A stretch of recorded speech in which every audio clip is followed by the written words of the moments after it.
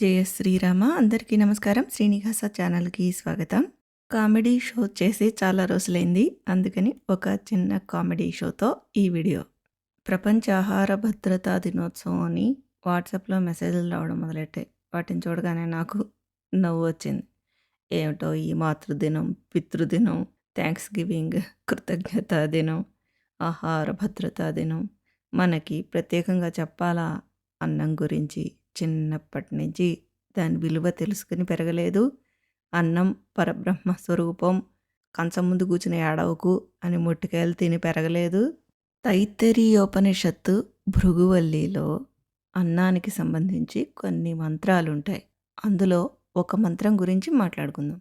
అన్నం న నింద్యాత్ తద్వ్రతం ప్రాణో వా అన్నం శరీరం అన్నాదం ప్రాణే శరీరం ప్రతిష్ఠితం శరీరే ప్రాణ ప్రతిష్ఠిత.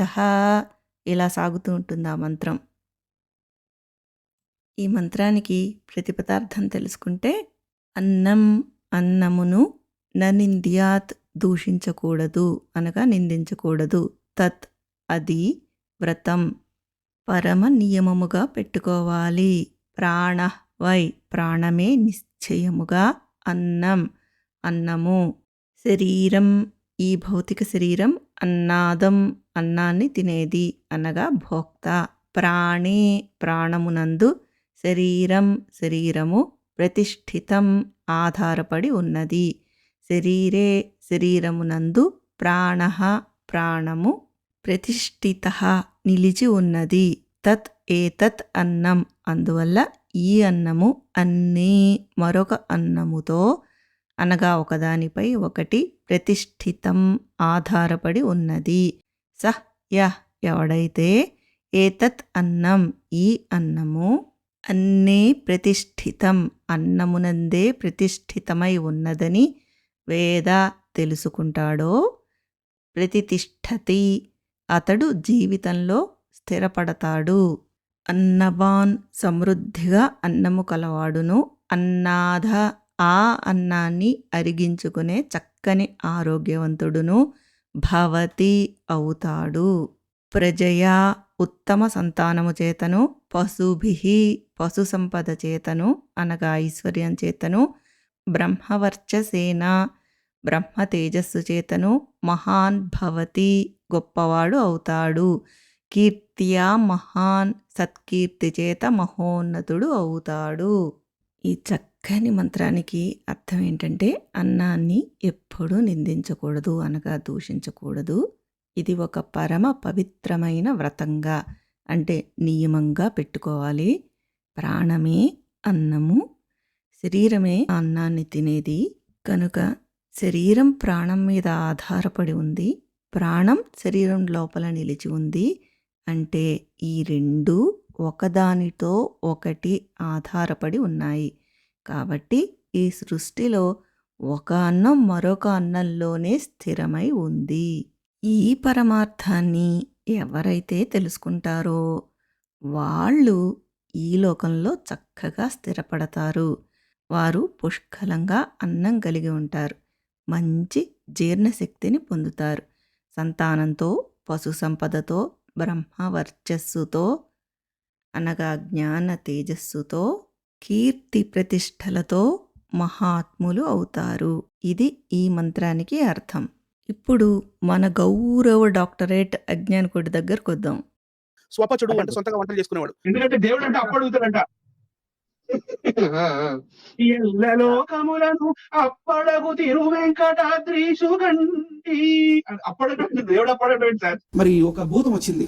ఆ భూతం ఇది పుత్రకామిష్టి యాగం చేస్తున్నప్పుడు బాలకాండలో ఆ మంటల్లో నుంచి ఒక భూతం వస్తుంది. అది ఎర్రని జూలు కలిగి సింహం వలె ఉంటుంది. వర్ణన అవన్నీ ఉన్నాయి సార్. అది దాని కళ్ళు ఎర్రగా ఉన్నాయి. అది చూడటానికి చాలా గంభీరంగా భూతము అనే ఉంది సార్. భూతం అనే రాసింది. కానీ ఆ చేతిలో ఒక క్యాన్ పట్టుకున్నట్టుగా కూడా ఉంది.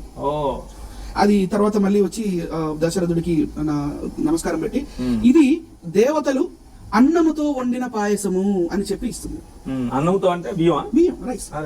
దేవతలు వండి వరి మరియు పాలతో వండిన పాయసము అని చెప్తుంది.